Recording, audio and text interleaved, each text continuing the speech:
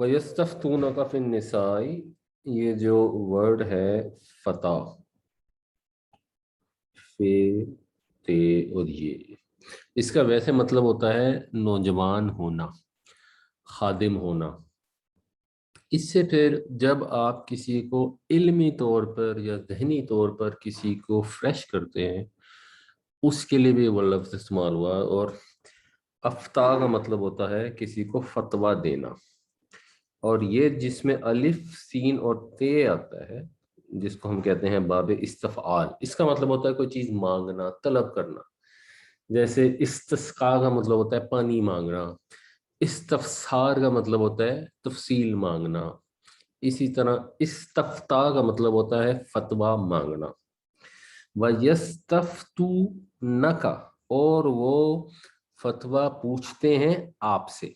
लफ्जी तर्जुमा है तेरे से, हम अदब की वजह से कहते हैं आपसे। और वो फतवा पूछते हैं आपसे फिन निसाई, औरतों के बारे में। औरतों के बारे में क्या फतवा पूछते हैं ये सवाल नहीं बताया गया। अक्सर कुरान शरीफ में सवाल नहीं बताया जाता, और जवाब जब बताया जाता तो उससे क्लियर हो जाता है कि सवाल क्या था।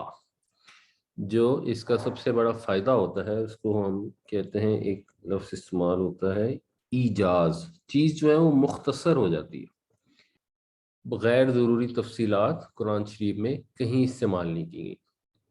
ये एक कुरान का अदबी लिहाज से हुस्न है। तो जो सवाल है उसके जवाब वाज़ेह हो जाएगा, मगर हम पीछे इसी आयत सूरत के शुरू में ये पढ़ आए हैं,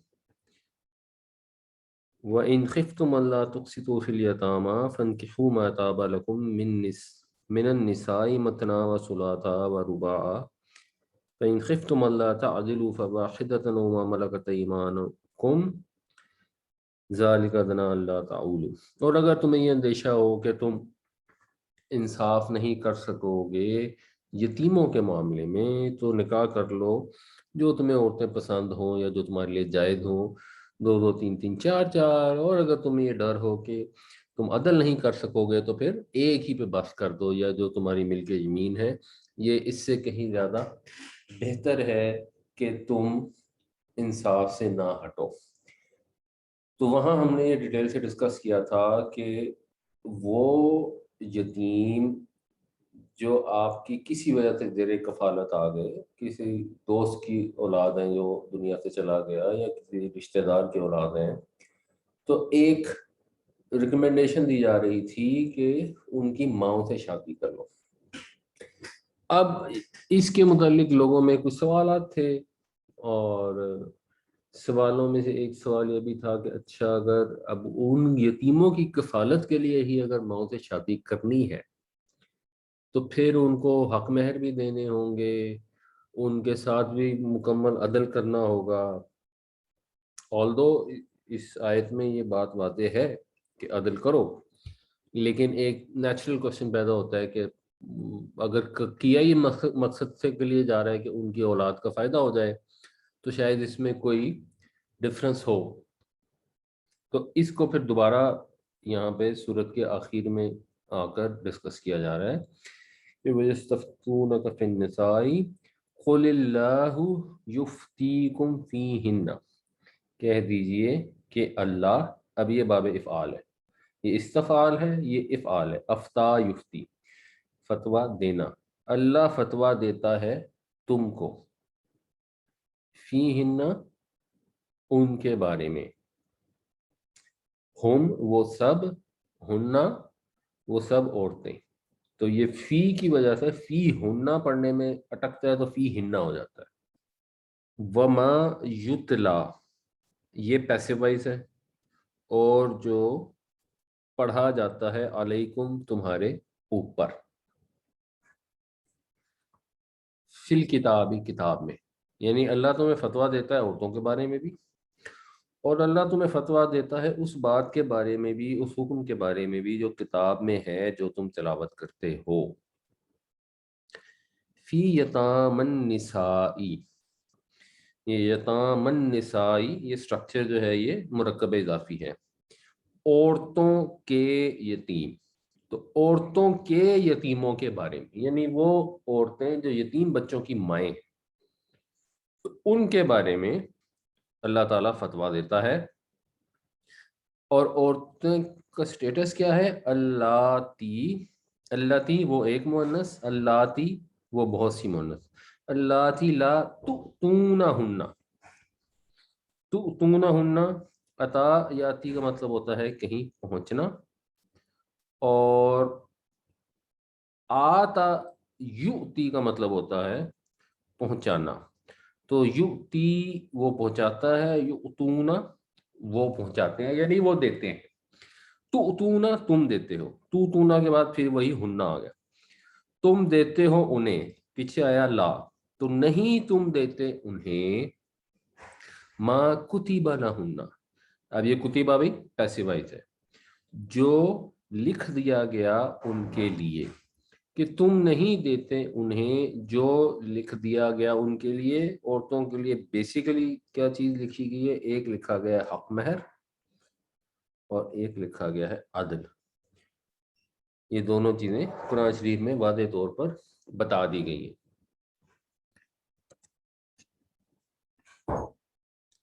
تو نہ تم انہیں ان کے حق مہر دینا چاہتے ہو، نہ ان کے حق عدل کرنا چاہتے ہو.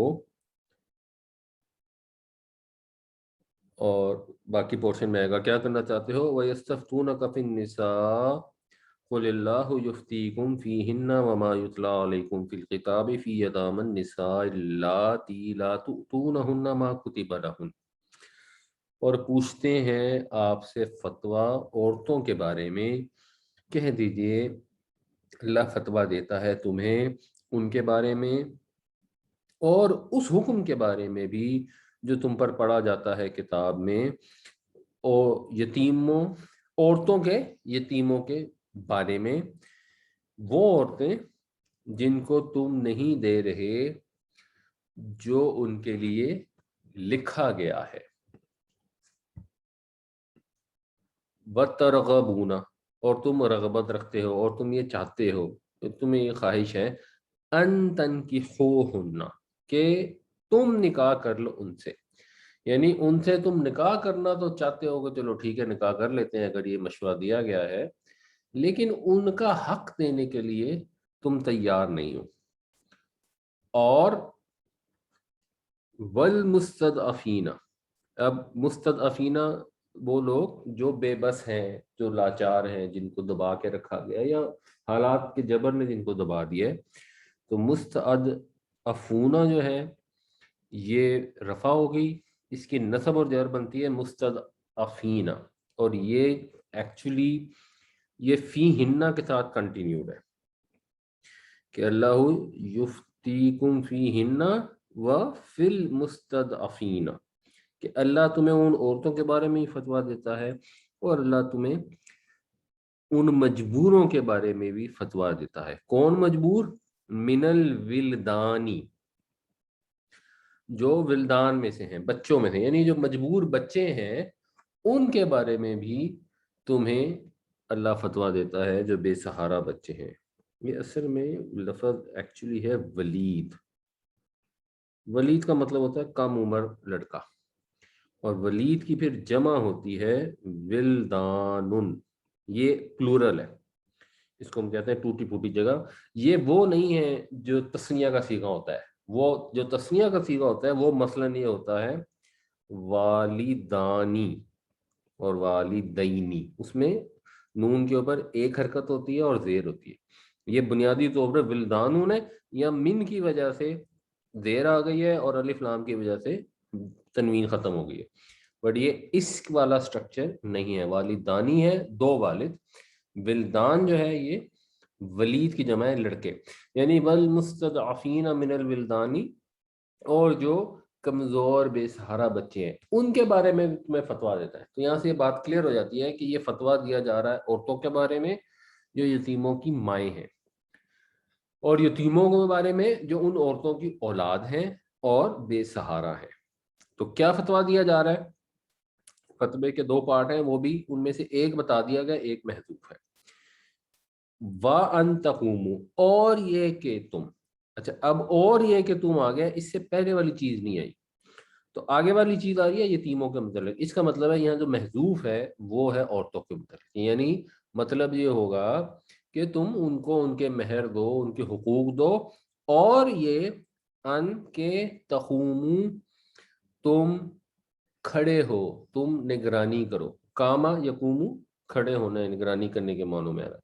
تم نگرانی کرو للیتاما یتیموں کے لیے، بالقسط انصاف کے ساتھ.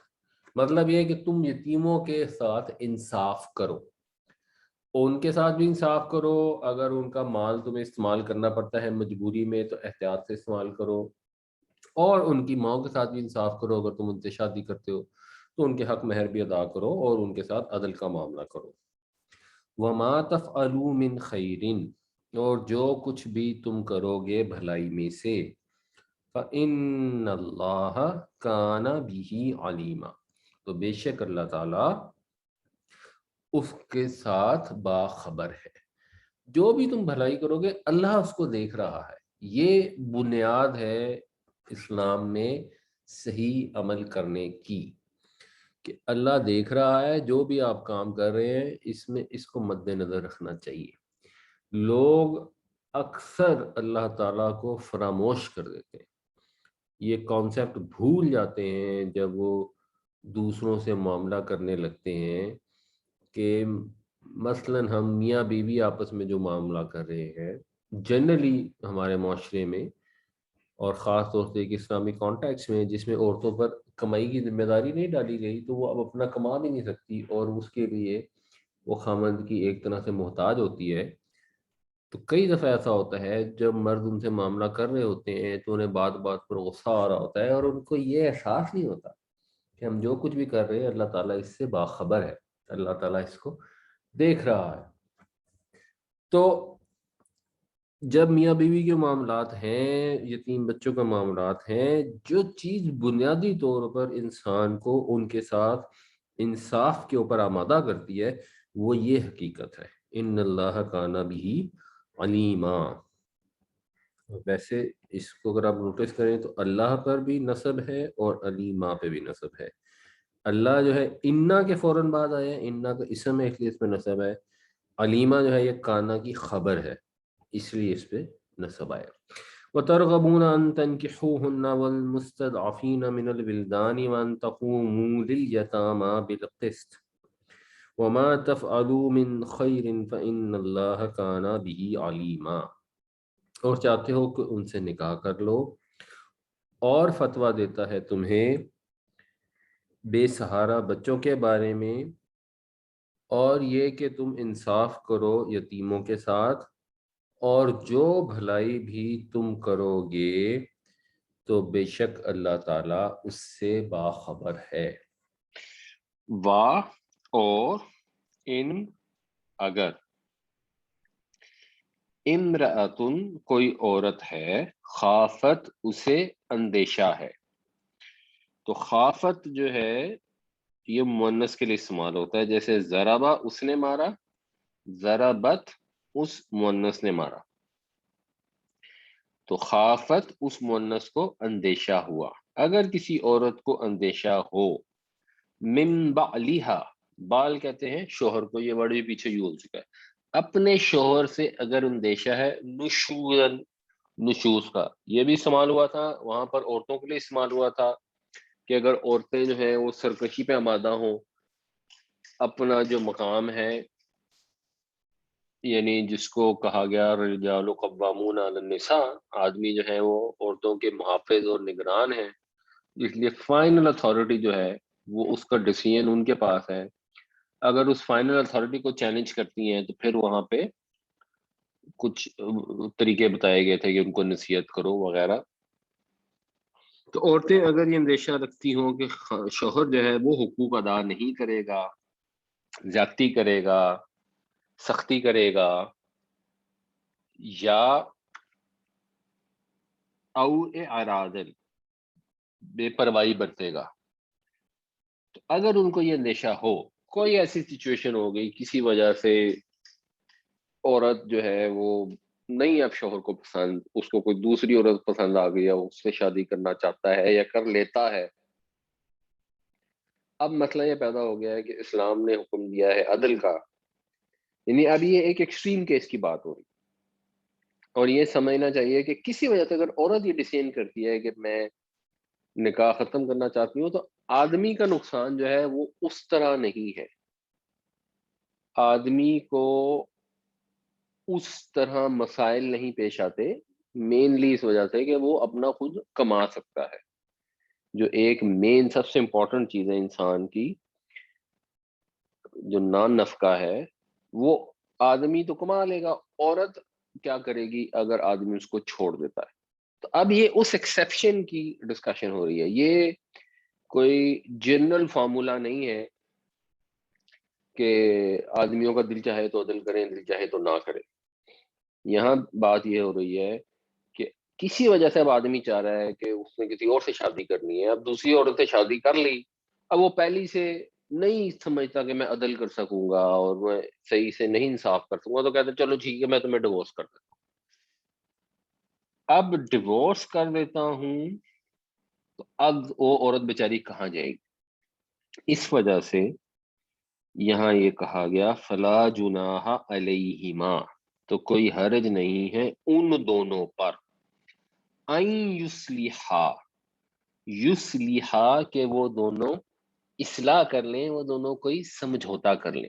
سمجھوتا کرنے کا کیا مطلب ہے؟ مطلب یہ ہے کہ عورت جو ہے وہ کہ اچھا ٹھیک ہے، آپ نہیں اگر مجھے پورے اتنا مثلا نان نفقہ دیتے جیسے دوسری بیوی کو دیتے ہیں، یا اتنی دفعہ میرے گھر نہیں آتے جیسے دوسری بیوی کی طرف آتے ہیں، تو اس کے اندر ان کو اجازت ہے کہ ٹھیک ہے پھر عورت اپنے کچھ حقوق دے دے، یصلح بینہما صلحا، کہ وہ دونوں آپس میں اصلاح کر لیں، سمجھوتا کر لیں، سلو کر لیں۔ یہ ذرا با کا مطلب ہوتا ہے ان دو مردوں نے مارا، تو اب ہر زبان میں ایسا ہی ہوتا ہے جب ایک مرد ہو اور ایک عورت ہو، بلکہ اگر ایک مرد اور ہزار عورتیں بھی ہوں، پھر جو سیگا، کیونکہ ایک سیگا کامن آپ نے یوز کرنا ہوتا ہے، تو اس کے لیے پھر ہمیشہ مذکر کا سیگا استعمال کرتے ہیں، جیسے ہم اردو میں بھی کہتے ہیں، ہم کہیں گے کہ بیٹا آ رہا ہے، بیٹی آ رہی ہے، لیکن جب دونوں کے لیے بات کریں گے ہم کہیں گے وہ آ رہے ہیں، اور چاہے ایک بیٹا اور 7 بیٹیاں ہوں گے پھر بھی ہم کہیں گے کہ وہ آ رہے ہیں، ہم یہ نہیں کہتے کہ وہ آ رہی ہے۔ یہ اسلوب ہے ہر زبان میں، بیکاز آپ نے ایک سیگا استعمال کرنا ہوتا ہے تو پھر میل سیگے کو ڈومینیٹ کیا جاتا ہے۔ تو ضربتا ہوتا ہے ان دو عورتوں نے مارا، ضربا ان دو مردوں نے مارا، یہاں مراد ایک مرد اور ایک عورت ہے اگر وہ آپس میں سمجھوتا کر لے۔ وَإِنِ امْرَأَةٌ خَافَتْ مِنْ بَعْلِهَا نُشُوزًا أَوْ إِعْرَاضًا فَلَا جُنَاحَ عَلَيْهِمَا أَنْ يُصْلِحَا بَيْنَهُمَا صُلْحًا، اور اگر کسی عورت کو اندیشہ ہو اپنے شوہر سے بیزاری کا یا بے پروائی کا، تو کوئی حرج نہیں ان دونوں پر کہ وہ آپس میں سمجھوتا کر لیں۔ وَالصُّلْحُ خَيْرٌ، اور صلح بہتر ہے، اور سمجھوتا ہی بہتر ہے۔ یہ اس کی ریزن بتائی جا رہی ہے کہ یہ اپنے حق کو چھوڑ دینا ایسے موقع پر کیوں ریکمینڈ کیا جا رہا ہے، یہ ڈیزائربل نہیں ہے، یعنی اگر کوئی مرد کسی خاتون سے حقوق پورے ادا نہیں کرتا تو یہ قطعاً ڈیزائربل نہیں ہے، یہ تو اب ایک سچویشن ایسی ہو گئی جس کا رزلٹ یہ ہو سکتا ہے کہ ڈیورس ہو سکتی ہے۔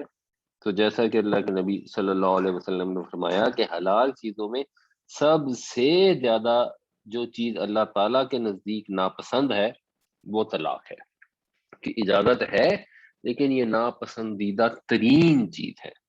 تو اس لیے اس سے بچنے کے لیے اللہ تعالیٰ اجازت دے رہا ہے عورتوں کو کہ اچھا ٹھیک ہے کوئی بات نہیں، تم اپنے کچھ حق چھوڑ دو لیکن سمجھوتا کر لو۔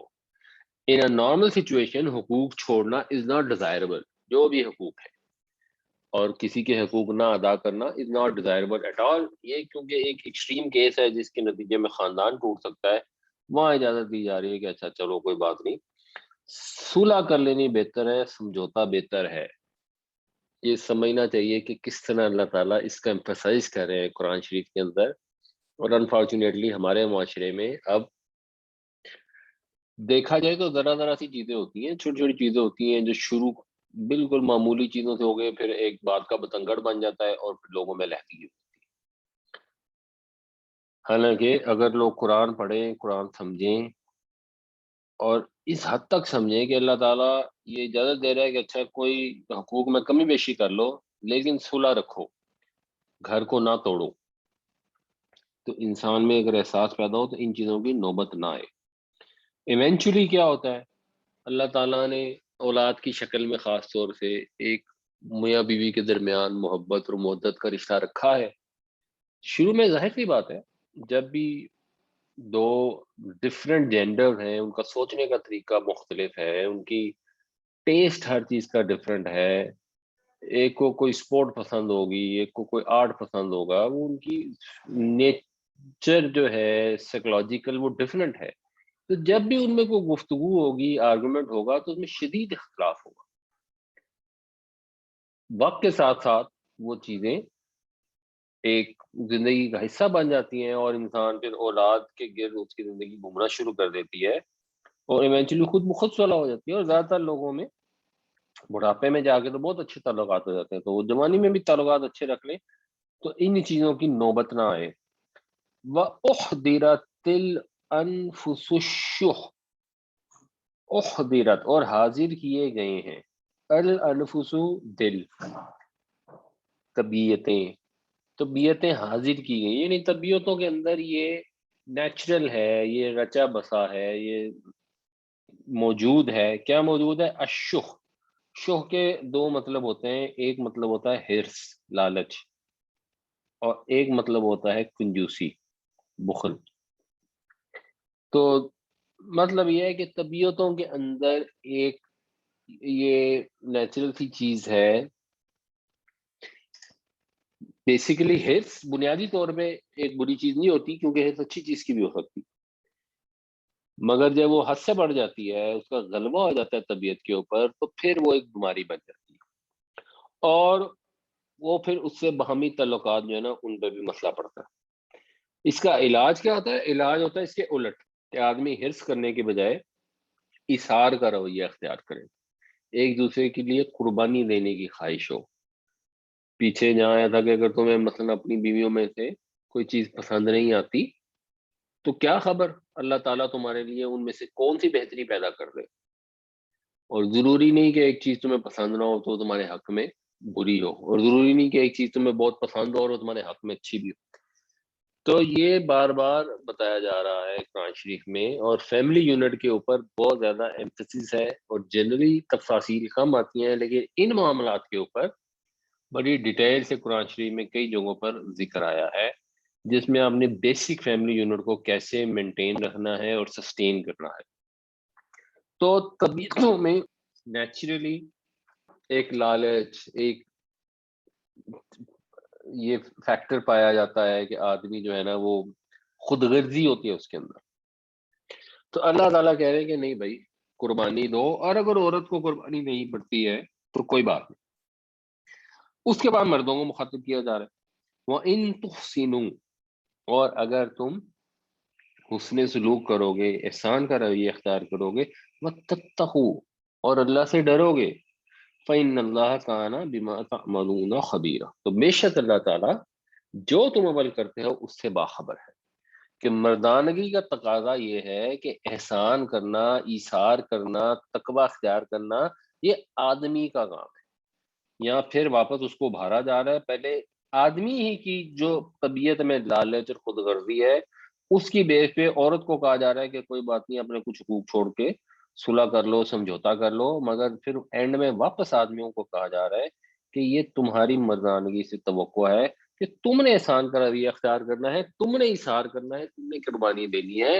اگر تمہیں عورت میں کوئی چیز پسند نہیں آ رہی تو کوئی بات نہیں، اللہ توقع رکھو، اللہ تعالیٰ اس میں بہتری عطا فرمائے گا کوئی نہ کوئی. بس صلح خیر، اور صلح بہتر ہے. وَأُحْضِرَتِ الْأَنفُسُ الشُّحَّ وَإِن تُحْسِنُوا وَتَتَّقُوا فَإِنَّ اللَّهَ كَانَ بِمَا تَعْمَلُونَ خَبِيرًا. اور طبیعتوں میں، نفسوں میں، دلوں میں تو حرص جو ہے وہ رچا بسا ہے، وہ حاضر کر دیا گیا ہے، اور اگر تم حسن سلوک کرو گے اور تقوی اختیار کرو گے تو بے شک اللہ تعالیٰ تمہارے اعمال سے باخبر ہے. واہ اور لن تستطیعوا، ہرگز تم استطاعت نہیں رکھتے، ان کے تعدلوا، کہ تم عدل کرو، بین النسائی، عورتوں کے درمیان، ولو حرصتم، اور چاہے تم اس کی حرص کرو، چاہے تم اس کی خواہش رکھو، چاہے تم یہ کرنا چاہو کہ عورتوں کے درمیان عدل کرو، تم یہ کر نہیں سکتے، یہ پریکٹیکلی پاسبل نہیں ہے، ممکن نہیں ہے. اور اس میں جو عدل مراد ہے وہ ہے دل کا لگاؤ، ورنہ یہ تو پیچھے کہہ دیا گیا تھا نا کہ دونوں کے درمیان عدل کرو،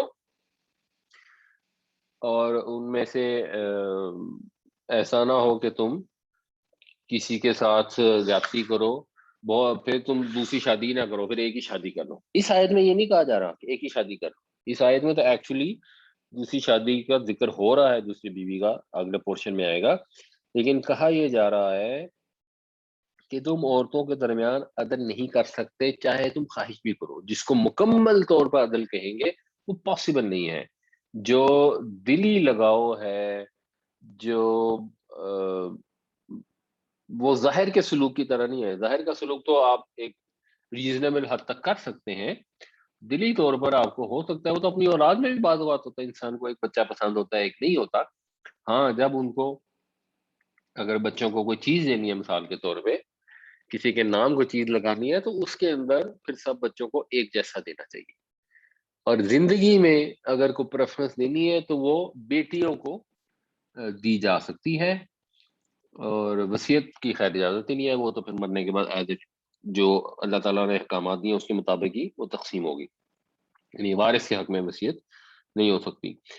تو یہاں باہر کیف اس ذہنی ملان کی بات ہو رہی کہ اس میں تو تم نہیں کر سکتے.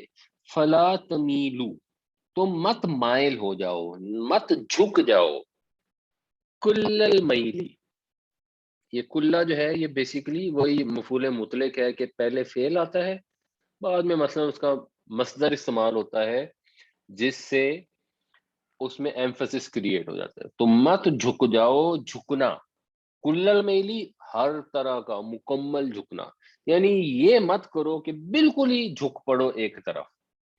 فتذروہا، کہ تم چھوڑ دو اس کو، کس کو؟ یعنی وہ بیوی جو کم پسند ہے، کل معلقہ، کہ وہ معلق ہو، کہ وہ لٹک رہی ہو بیچ میں، اس کو بالکل معلقہ بنا کے نہ رکھ دو.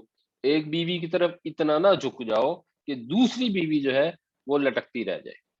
پہلا جو تمیلو ہے یہ ایک بیوی کے لیے ہے، تذرو جو ہے یہ دوسری بیوی کے لیے. تو اگر مثلاً کسی کی دو شادیاں، یہاں اب یہ نہیں کہا جا رہا کہ ایک ہی شادی رکھو، یہاں یہ کہہ رہا ہے کہ جو دلی ملان ہے اس کے اندر تم بالکل عدل اس طرح نہیں کر سکتے 100%، تو ٹھیک ہے، اس پہ معافی ہے. ظاہری جو چیزیں ہیں ان کے اندر مکمل عدل کرو، اور دلی مینان کے اندر بھی ایسا نہ رکھو کہ ایک بیوی کو بالکل ہی تمہیں بیزاری اور اس سے بالکل ہی کوئی دلچسپی نہ ہو، یا اگر اس نے اپنے کوئی حقوق چھوڑ دیا تو تم کو واہ جی واہ بہت اچھا ہو گیا اور تالیاں بجاتے ہوئے خوشیاں مناؤ کہ بھائی ٹھیک ہے جی جان چھوٹی. نہیں، ایسا مت کرو کہ تم اس کو بالکل ہی لٹکتی ہوئی چھوڑ دو. اگر اس کو تھوڑے بہت حقوق اپنے چھوڑے بھی ہیں تو اول تو یہ ڈیزائربل نہیں ہے تمہارے لیے کہ تم کسی عورت کو اس کے حقوق ادا نہ کرو، اور اگر کر بھی دی ہے تو یہ نہیں کہ اس کو بالکل ہی لٹکتی چھوڑ دو اور وہ بس اسی طرح ہو کہ جیسے ایک نام ملا ہوا ہے اور دیٹ از اٹ. وَإِن تُصْلِحُوا، اور اگر تم اصلاح کرتے رہو گے، وَتَتَّقُوا، اور ڈرتے رہو گے، مطلب تمہارے سے حق تلفی ہو گئی، تم نے اپنی کوشش کی، پھر بھی پتہ لگا کہ کبھی ایک بیوی سے یا کبھی دوسری بیوی سے کوئی حق تلفی ہو گئی، تو اس کی اصلاح کرو، اس کو کمپنسیٹ کرنے کی کوشش کرو، اس کی تلافی کرو. اور تلافی ہوتی کب ہے؟ تب ہوتی ہے اگر انسان اللہ تعالیٰ سے ڈرے. تو اگر تم اصلاح کرتے رہو گے اور اللہ سے ڈرتے رہو گے فإن اللہ کان غفورا رحیما، تو بے شک اللہ تعالیٰ غفور ہے، رحیم ہے، اللہ تعالیٰ بخشنے والا ہے، اللہ تعالیٰ رحم فرمانے والا ہے۔ یہ بنیادی کانسیپٹ بار بار آپ دیکھیں گے ان آیتوں میں بھی بار بار آئے گا کہ اصل انسان کے اعمال کا دار و مدار اس کے اللہ تعالیٰ کے ساتھ تعلق کے اوپر ہے، اس چیز کے اوپر ہے کہ وہ خدا کو کیا سمجھتا ہے، کیا وہ اس کو اس میں سمجھ آئے کہ بس ایک ہستی ہے جس نے ہمیں پیدا کر دیا اور بس بات ختم، یا ہر لمحے پر اس کو اس چیز کا احساس ہے کہ میرے اعمال کو وہ دیکھ رہا ہے، میرے اعمال کے اوپر وہ گرفت کرے گا، مجھے کل کو جا کر اس کو جواب دینا ہے، وہاں جا کر سوال ہوگا، اور وہاں جا کر وہ تمام جو بھی مجبور لوگ ہیں، چاہے کوئی یتیم میری کفالت میں ہے، چاہے کسی خاتون سے میں نے شادی کی ہے، وہ اگر وہاں سوال پیدا کریں گے کہ اس نے ہماری فلاں حق تلفی کی تھی، تو اللہ تعالیٰ تو اس سے پہلے سے باخبر ہوگا۔ وہاں جا کے میں کوئی بچ تو سکتا نہیں کوئی جھوٹا بہانہ کر کے کہ نہیں میں نے تو نہیں کی تھی، میرا تو یہ مطلب نہیں تھا، میں ایسا تو نہیں کرنا چاہتا تھا، اصل میں تو میں نے کچھ اور سوچا تھا، وہ تو دلوں کے بھید بھی جانتا ہے، تو وہاں جا کر جواب دینا پڑے گا۔ یہ کانسیپٹ ہو تو پھر انسان اپنی اصلاح کرتا ہے، خدا کا خوف دل میں ہوتا ہے، تو وہ ہر لمحے اس چیز کا دھیان رکھتا ہے کہ میری وجہ سے وہ لوگ جو مجھ سے کم تر ہے، یہ بہت کامن فیکٹر ہے جس کو ہم مجبور اور مظلوم کنسیڈر کرتے ہیں، جہاں اس کا ہاتھ اوپر پڑتا ہے وہاں فوراً اس کے اندر ایک تکبر پیدا ہو جاتا ہے۔ ایک آدمی ہے، سرکاری ملازم ہے، باس اس کا بدتمیز ہے، تو باس سے سارا دن جھڑکیں کھاتا رہے گا بیچارہ اور ظلم برداشت کرتا رہے گا، گھر آئے گا اب آگے اس کے بچے ہیں، اس کی بیوی ہے، اب وہ اس کے سبارڈینیٹ ہے، وہ اس پر ڈیپینڈنٹ ہے، تو اس وقت اس کی فرونیت ظاہر ہونی شروع ہو جاتی ہے، اور ایسی معمولی اور بیکار چیزوں کے اوپر لوگ فرونیت کا اظہار کرتے ہیں جہاں ان کو اختیار، اقتدار، کوئی کسی قسم کا کسی کے اوپر غلبہ حاصل ہو جاتا ہے، اس چیز کو بھول جاتے ہیں کہ اللہ تعالیٰ دیکھ رہا ہے۔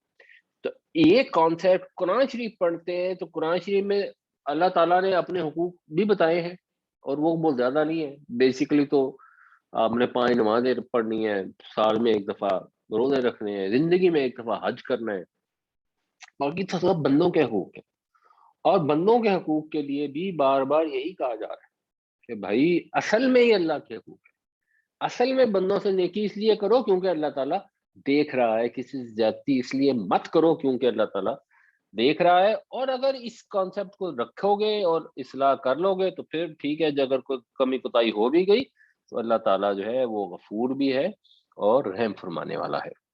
وَلَن تَسْتَطِيعُوا أَن تَعْدِلُوا بَيْنَ النِّسَاءِ وَلَوْ حَرَصْتُمْ فَلَا تَمِيلُوا كُلَّ الْمَيْلِ فَتَذَرُوهَا كَالْمُعَلَّقَةِ وَإِن تُصْلِحُوا وَتَتَّقُوا فَإِنَّ اللَّهَ كَانَ غَفُورًا رَحِيمًا، اور ہرگز تم استطاعت نہیں رکھتے کہ پورا پورا عدل کر سکو عورتوں کے درمیان، اگرچہ تم اس کو چاہو بھی، تو یہ نہ ہو کہ تم جھک پڑو ایک ہی کی طرف، بالکل ایک ہی کی طرف جھک پڑو اور چھوڑ دو دوسری کو معلقہ بنا کر، اور اگر تم اصلاح کرتے رہو گے اور خدا سے ڈرتے رہو گے تو بے شک اللہ تعالی مغفرت فرمانے والا ہے۔ اور ان اگر، ان ہمیں پتا ہے کہ ان کی وجہ سے جزم آتی ہے، یعنی جو نون ہوتی ہے مضارع میں وہ ختم ہو جاتی ہے، تو یہ تھا یتفرقانی، وہ دو جدا ہو جاتے ہیں، جس کا 3 لیٹر ہوتا ہے فرق، اس کا مطلب ہوتا ہے جدا کرنا، اور یہ جو تفرقہ یا تفرقو ہے اس کا مطلب ہوتا ہے جدا ہو جانا۔ تو یہ تفرقونا وہ سب آپس میں فرقہ فرقہ ہو جاتے ہیں، بکھر جاتے ہیں، یہ تفرقانی وہ دو جو ہیں وہ فرقہ فرقہ ہو جاتے ہیں، یہ وہ دو ایک دوسرے سے علیحدہ ہو جاتے ہیں۔ تو اگر وہ دونوں علیحدہ ہو جاتے ہیں، ان میں جدائی ہو جاتی ہے، یغنی، اچھا یہ ان شرطی ہے تو اس کی وجہ سے اس کی نون ختم ہوگی، آگے یغنی جو ہے یہ ایکچولی ہوتا ہے یغنی، غنا یغنی، یغنی یعنی غنی ہونا، بے نیاز ہونا، ضروریات سے بے نیاز ہونا۔ ایک تو بالکل صرف اللہ تعالیٰ کے لیے ہے کہ وہ بالکل ہی بے نیاز ہو، اور غنا یغنی اس کا مطلب ہوتا ہے، اور اس سے پھر باب افعال ہوتا ہے اغنا یغنی، تو یغنی ہو جائے گا کسی کے کام آنا، کسی کو بے نیاز کر دینا، اور یہ ایک جواب شرط ہے، تو پھر اس کی یہ جو ہے یہ ختم ہو جاتی ہے، اس میں بھی بیسیکلی جزم آ جاتا ہے۔ تو اگر وہ دونوں جدا ہو جائیں گے تو بے نیاز کر دے گا اللہ تعالی، کلن ہر ایک کو، من سعتی ہی اپنی وسعت سے، یہ وسیع یسعو کا مصدر ہوتا ہے سعتن، اور یہ اس میں ذات بھی ہوتا ہے، اس کا مطلب ہوتا ہے وسعت، کشادگی، تو سعتی ہی اپنی وسعت سے اللہ تعالیٰ ان کو غنی کر دے گا، ان کو بے نیاز کر دے گا۔ مطلب یہ ہے کہ یہ سارا کچھ ہو کے حتی الامکان اپنے حقوق میں کمی بیشی کر کے بھی صلح رکھو، جھگڑا نہ کرو، صلح بہتر ہے، اس زواجی رشتہ ٹوٹنے نہ پائے۔ لیکن اگر ایک ایسی سچویشن ہو گئی جس کی وجہ سے کوئی حالات نے مجبور کر دیا اور علیحدگی ہو گئی، تو یہاں مین اس میں بھی شاید اشارہ خواتین کے لیے کہ اللہ تعالیٰ پھر یہ کہہ رہے ہیں کہ ٹھیک ہے، سب کا کارساز، سب کا رازق اللہ تعالیٰ ہے، تو وہ پھر اپنے فضل سے غنی کر دے گا، وہ کوئی اور راستہ نکال دے گا۔ یہ نہیں کہ زندگی ختم ہو گئی اگر کسی کی ڈیورس ہو گئی۔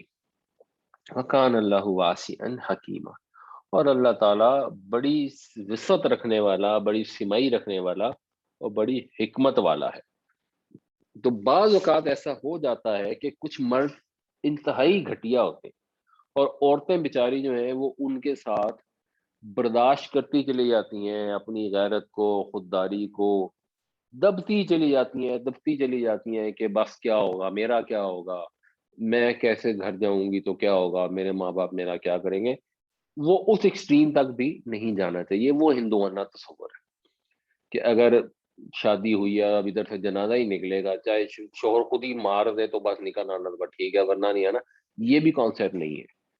دونوں کو ایک دوسرے کے حقوق بتائے جا رہے ہیں، دونوں کو اثار قربانی کی تلقین کی جا رہی ہے، لیکن ہر چیز کی ایک حد ہے۔ تو اگر وہ حد کراس ہو رہی ہے تو ٹھیک ہے، اب اس خوف سے کہ میرا کھانے کا کیا ہوگا اگر میرا کون کرے گا، بس اس کو ایک سرٹن امپورٹنس دینی چاہیے، اس کے بعد اللہ پر بھروسہ رکھنا چاہیے۔ وَإِن يَتَفَرَّقَا يُغْنِ اللَّهُ كُلًّا مِّن سَعَتِهِ وَكَانَ اللَّهُ وَاسِعًا حَكِيمًا، اور اگر وہ دونوں جدا ہو جائیں تو بے نیاز کر دے گا اللہ تعالیٰ ہر ایک کو اپنی وسعت سے، اور اللہ تعالیٰ بڑی وسعت والا، بڑی حکمت والا ہے۔ وَلِلَّهِ مَا فِي السَّمَاوَاتِ وَمَا فِي الْأَرْضِ، یہ للہ جو پہلے آ جاتا ہے نا، اس سے پھر ایک ایمفیسس کریٹ ہو جاتا ہے۔ لفظی ترجمہ تو یہ تھا کہ اللہ کے لیے ہے جو کچھ آسمانوں میں ہے اور جو کچھ زمین میں ہے۔ جب یہ پہلے آ گیا تو پھر اب مطلب بنتا ہے اور اللہ ہی کا ہے جو کچھ آسمانوں میں ہے اور جو کچھ زمین میں ہے۔ یہ چیز بھی بار بار یاد کرائی جاتی ہے کہ جو بھی ہے آسمانوں زمینوں میں یہ اللہ تعالیٰ کی ملکیت ہے، اور اگر انسان کو کوئی معمولی اختیار دیا گیا ہے تو اس کا یہ مطلب نہیں ہے کہ اپنے آپ کو فرعون سمجھنا شروع کر دے۔ اور یہ بھی سمجھایا جاتا ہے کہ سب کچھ اگر اللہ تعالیٰ کا ہے تو پھر لوٹ کر بھی اللہ ہی کی طرف جانا ہے، تو تمہارے پاس تو پھر کچھ نہیں ہوگا، صرف یہ اعمال ہوں گے۔ تو اس لیے یہ سخت ضروری ہے کہ اللہ سے ڈرتے رہو، یہ ذہن میں رکھو کہ تم اس کے محتاج ہو، وہ تمہارا محتاج نہیں ہے، وہ پوری کائنات کا بلا شرکت غیر مالک ہے۔ اس وجہ سے وہ جو احکام تمہیں بتا رہا ہے اس کو خوب اچھی طرح سمجھو، یہ مت سمجھو کہ وہ جی مولوی صاحب نے یہ کہا اور مولوی صاحب نے وہ، یہ مولوی صاحب کا کہنا نہیں ہے، یہ کائنات کے پروردگار کا فرمان ہے جس کے قبضہ قدرت میں آسمانوں اور زمین کی ہر چیز ہے۔ تمہیں جو اختیار دیا گیا ہے، چاہے کوئی انسان ہے، کوئی قبیلہ ہے، کوئی ملک ہے، برادری ہے، سپر پاور ہے، وہ جو بھی اختیار ہے وہ عارضی ہے، وہ ایک آزمائش کے طور پر دیا گیا ہے۔ اب اللہ تعالیٰ یہ دیکھیں گے کہ اس اختیار کے ملنے کے بعد تم کیا رویہ اختیار کرتے۔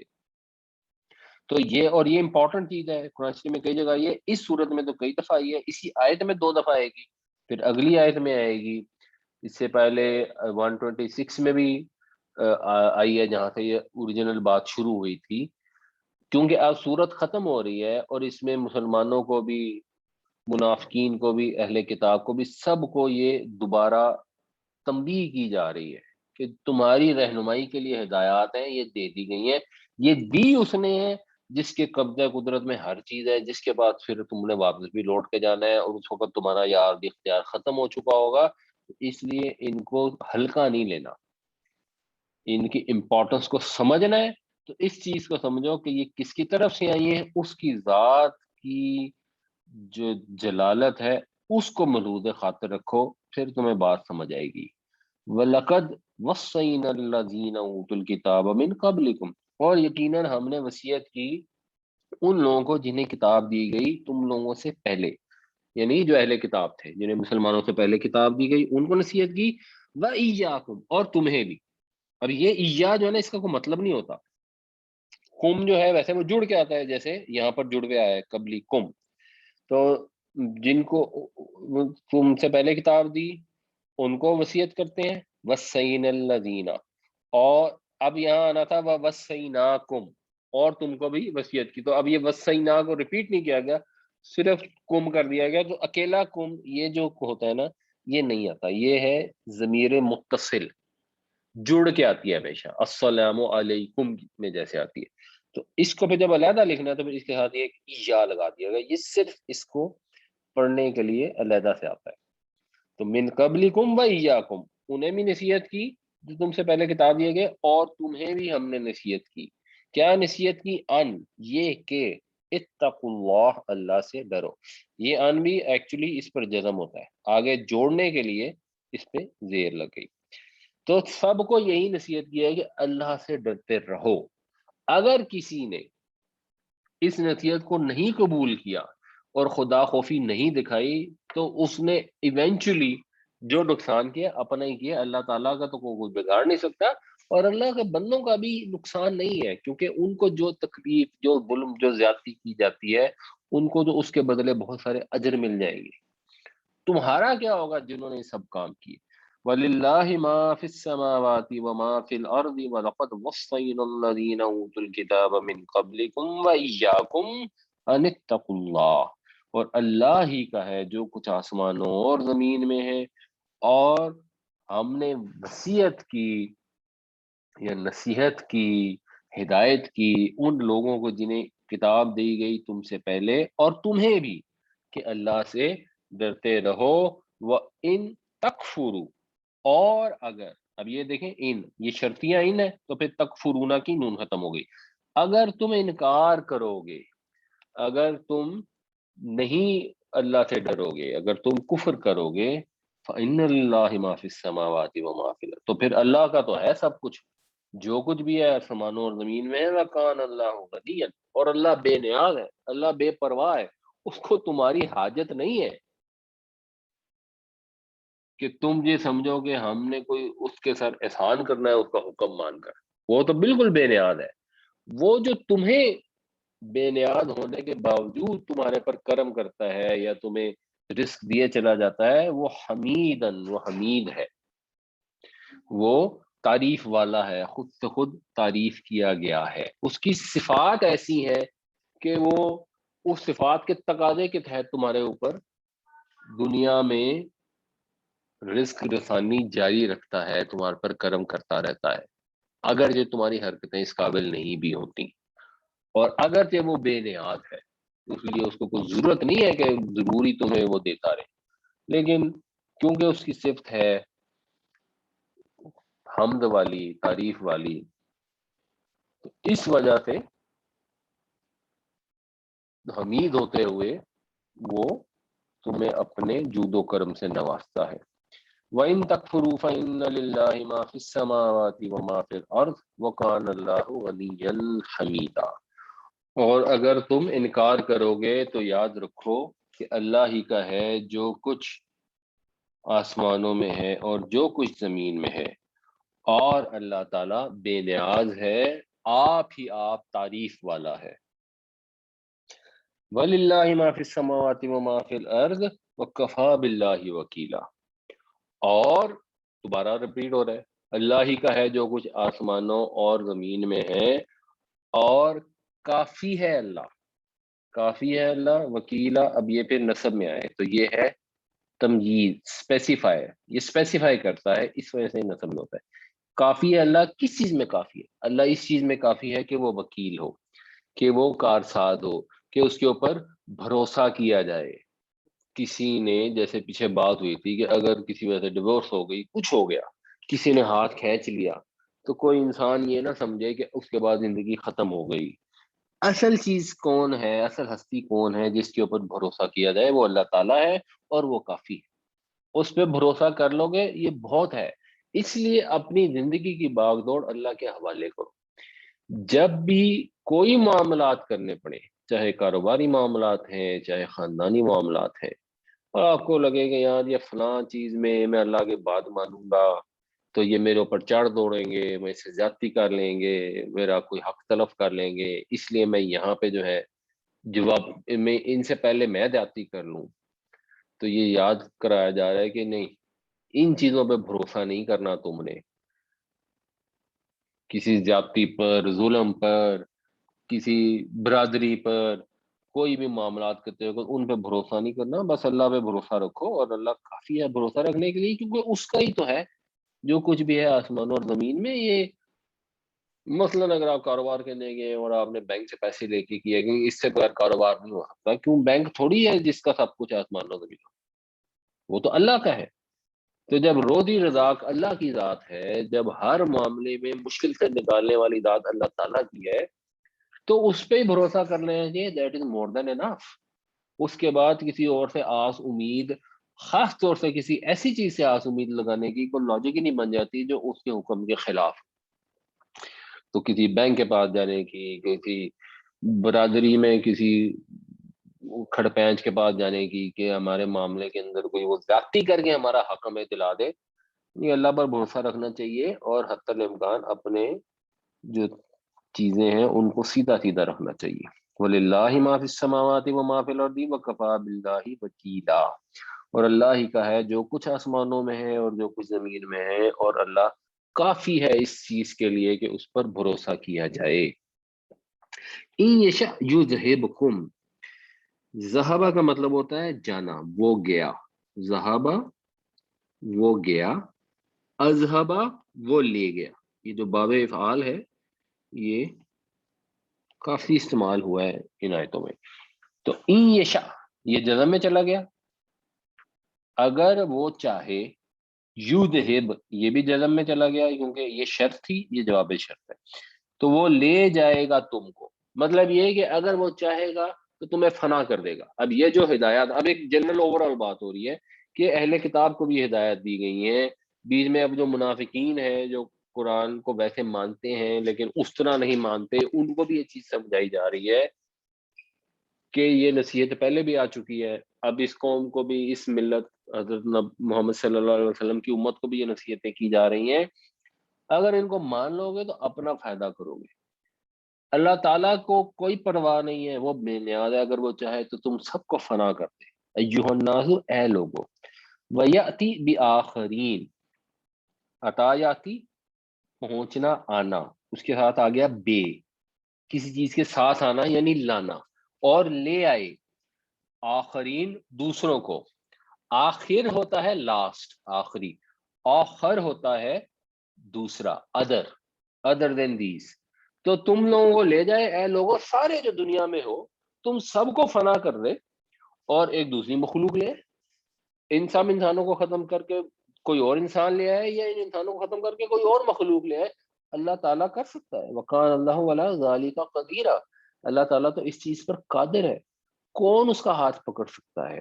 تو جب خدا کی نافرمانی کرتے ہو تو کیا سمجھ کے کرتے ہو؟ کیا اپنے آپ کو سمجھتے ہو ایز این انڈیویجول یا ایز اے اسپیشیز؟ تم سمجھتے کیا ہو اپنے آپ کو جو خدا کے سامنے کھڑے ہو جاتے ہو اور اس کے احکامات کو اگنور کر دیتے ہو؟ اپنی حیثیت کو پہچانو. تمہاری حیثیت کیڑے مکوڑوں جتنی بھی نہیں ہے. جب اللہ تعالیٰ چاہے گا تمہیں فنا کر دے گا. کیڑے مکوڑوں کی حیثیت ایکچولی اس سے زیادہ ہوتی ہے. ہم اگر چاہیں کسی جگہ سے کہ یہاں سے مچھر بالکل ختم کر دیں یا مکھیاں بالکل ختم کر دیں تو 100 پاپڑ بیلنے پڑتے ہیں اور اکثر انسان یہ کر نہیں پاتا. اللہ تعالیٰ کی حیثیت کے سامنے ہماری حیثیت اتنی بھی نہیں ہے جتنی ہمارے سامنے کسی کیڑے مکوڑے کی ہے. تو ان یشاء یذہبکم ایھا الناس ویأتی بآخرین وکان اللہ علی ذلک قدیرا. اگر وہ چاہے گا تو فنا کر دے گا تم سب کو اے لوگوں اور لے آئے گا دوسروں کو, اور اللہ تعالیٰ اس چیز کے اوپر قادر ہے. یہ ذالکہ کا ویسے مطلب ہوتا ہے وہ, اشارہ بعید ہے, لیکن جب ٹیکسٹ میں بات ہو رہی ہوتی ہے تو وہ بات جس کا ذکر پیچھے گیا, پیچھے جو بات ہو رہی ہے اس کے اوپر اللہ تعالیٰ قادر ہے. من کان یرید ثواب الدنیا, جو کوئی چاہتا ہے دنیا کا بدلہ, دنیا کا صلہ, فعند اللہ, تو اللہ کے پاس ہے ثواب الدنیا والآخرہ, دنیا اور آخرت دونوں کا صلہ ہے. یعنی بیسیکلی بات یہ ہو رہی ہے کہ جو دنیا کا ثواب چاہتا ہے تو اللہ تعالیٰ اس کو دنیا کا ثواب دے گا, اللہ کے پاس ہے. اور جو دنیا اور آخرت دونوں کا ثواب چاہتا ہے تو اللہ تعالیٰ کے پاس دنیا اور آخرت دونوں کا ثواب ہے. یہ بھی ایک طرح سے اس میں محذوف ہے یہ چیز. اور یہ سورہ بقرہ میں بھی ہم نے ایسی بات پڑھی تھی کہ وَمِنَ النَّاسِ مَن يَقُولُ رَبَّنَا آتِنَا فِي الدُّنْيَا وَمَا لَهُ فِي الْآخِرَةِ مِنْ خَلَاقٍ. ایسے لوگ ہیں جو کہتے ہیں اللہ ہمیں دنیا دے دے, ہمیں دنیا دے دے, تو ٹھیک ہے ان کا آخرت میں کوئی حصہ نہیں ہے. لیکن ان میں سے ہیں جو کہتے ہیں ربنا آتنا فی الدنیا حسنۃ وفی الآخرۃ حسنۃ وقنا عذاب. جو یہ کہتے ہیں کہ اللہ تعالیٰ ہمیں دنیا میں بھی بھلائی عطا فرما, ہمیں آخرت میں بھی بھلائی عطا فرما, اور ہمیں آگ کے عذاب سے بچا. اللہ تعالیٰ کے پاس تو سب کچھ ہے, دنیا کا بدلہ بھی ہے, آخرت کا بھی ہے, اس لیے دونوں مانگو. یہ نہیں کہا جا رہا کہ اللہ تعالیٰ سے صرف آخرت مانگو اور دنیا میں کہو کہ اللہ ہمیں غریب کر دے, مفلس کر دے, محتاج کر دے, بیمار کر دے. یہ نہیں, اللہ تعالیٰ سے دنیا کی بھی اچھی چیزیں مانگے اور دل کھول کے مانگے. اور اللہ کے نبی صلی اللہ علیہ وسلم نے فرمایا جوتے کا تسمہ بھی چاہیے تو اللہ سے مانگے. بعد کا آپ نے کبھی سنا ہوگا جمعے کے خطبے میں گئے نا تو مولوی صاحب کہتے ہیں کہ یہ اللہ سے مانگا تم نے کہ مجھے نوکری دے دے, یہ تو اللہ تعالیٰ کی شان کے خلاف ہے. اللہ کو کتنا برا لگتا ہوگا کہ تم اسے نوکری مانگ رہے ہو, تم نے مانگنا ہے تو اللہ سے آخرت میں نہیں. اللہ تعالیٰ تو کہہ رہا سب کچھ مانگو. اللہ کے پاس دنیا کا صلہ بھی ہے, اللہ کے پاس آخرت کا صلہ بھی ہے. دنیا بھی اللہ سے مانگو, آخرت بھی اللہ سے مانگو. دنیا مانگنے کے اندر صرف یہ احتیاط کرنی چاہیے کہ جب آپ دنیا مانگتے ہیں تو وہ آزمائش بن جاتی ہے. تو آپ اتنی مانگیں جتنا آزمائش میں پورا اترنے کی سکت رکھتے ہیں, باقی مانگے سب اللہ سے مانگے. کیوں نہ مانگے؟ کیوں مسلمان دنیا میں غریب ہوں, کمزور ہوں, بیمار ہوں, بھوکے؟ اللہ تعالیٰ تو یہ نہیں چاہتا. نبی کریم صلی اللہ علیہ وسلم نے بھی کبھی یہ نہیں چاہا کہ مسلمانوں کے پاس طاقت نہ ہو, ان کے پاس مال و دولت نہ ہو. آپ صلی اللہ علیہ وسلم نے اپنی زندگی بہت سادگی سے اور بہت کم مال میں بسر فرمائی. آپ نے اپنی اولاد کو نہیں اس مال کا حصہ دیا, وہ تو ایک اپنی جگہ ہے, لیکن ایز اے نیشن آپ نے مسلمانوں کو یہ سکھایا کہ دنیا میں کیسے محنت کرنی ہے, دنیا کی کامیابیاں کیسے حاصل کرنی ہے. اس کے اندر بھی اللہ کے نبی صلی اللہ علیہ وسلم نے پوری سنت موجود ہے, جس کو ہم کہتے ہیں ہارڈ ورک, ایفرٹ, جد و جہد.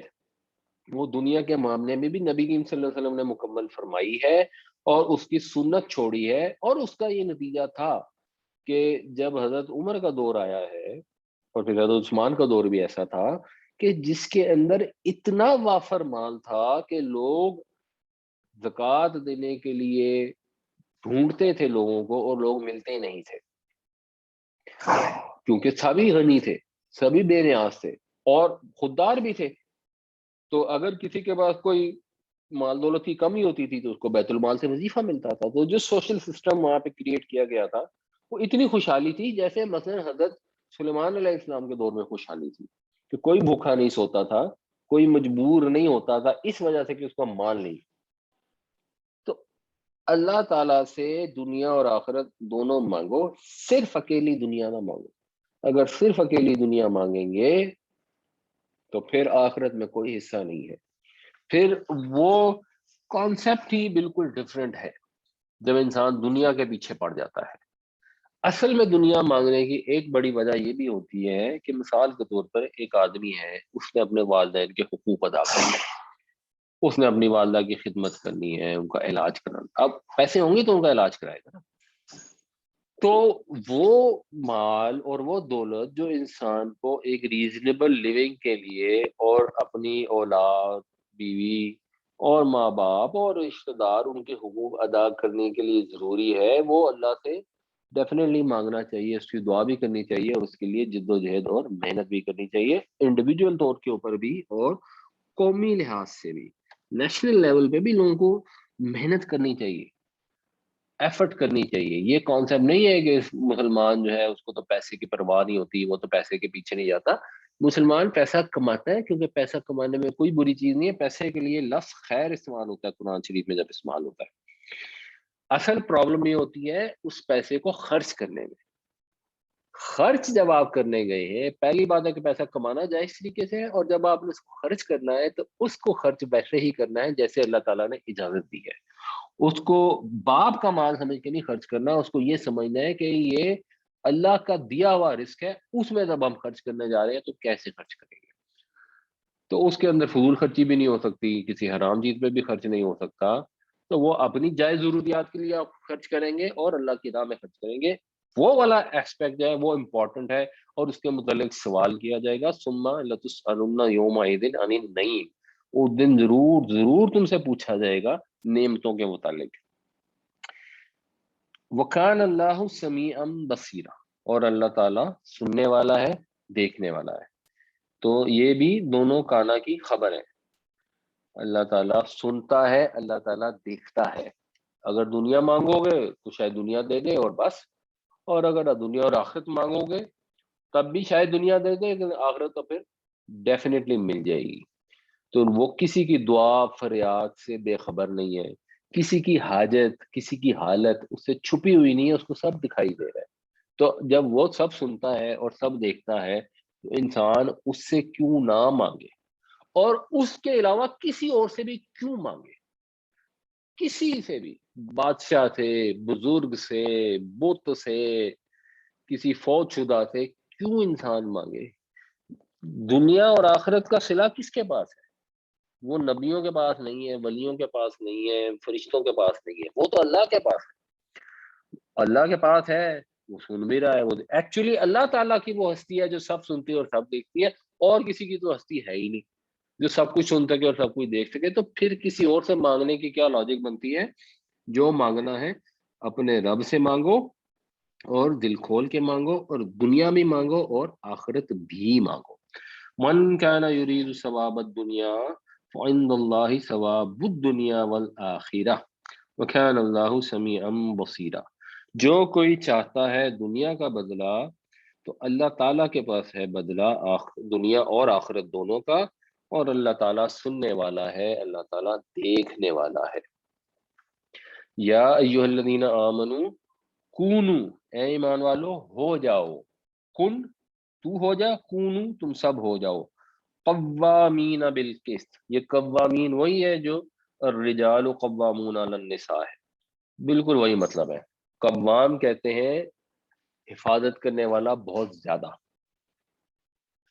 جو قائم ہوتا ہے, قامہ یقومو سے فاعل جو ہوتا ہے, اس کا مطلب ہوتا ہے کھڑا ہونے والا, نگرانی کرنے والا. قوام ہوتا ہے بہت زیادہ نگرانی کرنے والا, ذمہ دار, کفیل, ایمفسس ہے اس کے اندر. تو تم نگران ہو جاؤ بالقسط, انصاف کے. انصاف کے نگران ہو جاؤ, یعنی یہ نہیں کہ صرف انصاف پر عمل کرو, انصاف کرو نہیں, انصاف کے علم بردار ہو جاؤ, کمر بستہ ہو جاؤ اس چیز کے اوپر کہ ظلم مٹ جائے اور عدل قائم ہو. اور اس کے بعد اس کی حالت ہے شہداء للہ، اس حالت میں کہ تم گواہ ہو اللہ کے لیے شہادت دیتے ہوئے انصاف کی، انصاف پر تم نے قائم رہنا ہے، انصاف کے علمبردار ہونا ہے، جہاں جہاں تمہاری ڈومین میں کہیں پہ بھی ایسی جگہ آئے جہاں پہ کوئی حق تلفی ہو رہی ہے، تو اگر تمہارا اختیار ہے تو اس حق تلفی کو دور کر کے اس کی تلافی کرو، اور اگر تمہارا اختیار نہیں ہے تو پھر اس کے خلاف آواز بلند کرو۔ وَلَوْ عَلَىٰ أَنفُسِكُمْ، علی خلاف کے معنوں میں آتے ہیں، اور اگرچہ یہ تمہارے اپنے خلاف ہی ہو، انصاف پہ کھڑے ہونے میں اگرچہ تمہارا اپنا نقصان ہو، اول والدین، یہ او تھا نا، یہاں پہ بھی جزم تھی، جوڑنے کے لیے زیر آ گئی، یا والدین، یا تمہارے والدین کے خلاف، والاقربین، اور قرابت داروں کے خلاف ہو، تم نے انصاف پہ قائم رہنا ہے۔ یہ نہیں ہے کہ اچھا جی وہ سڑک پہ ایکسیڈنٹ ہو گیا، نظر آ رہا ہے کہ ہمارے بچے کی غلطی ہے، اور آپ لڑنے کے لیے پہنچ گئے اگلے سے کہ نہیں نہیں تمہاری غلطی ہے، تمہاری غلطی ہے، حالانکہ آپ کو سمجھ آ رہی ہے کہ غلطی اپنے میں نہیں کی ہے۔ نہیں، یہ انصاف نہیں ہے، یہ مسلمان کا رویہ نہیں ہے۔ مسلمان جو ہے وہ خدا کی گواہی کے لیے، خدا کی شہادت دینے کے لیے، اس کی خاطر شہادت دیتے ہوئے انصاف کا نمبردار بن کے کھڑا ہوتا ہے، چاہے اس کو اپنے آپ کو نقصان ہو جائے، یا اس کے والدین کو نقصان ہو جائے، قرابت داروں کو نقصان ہو جائے۔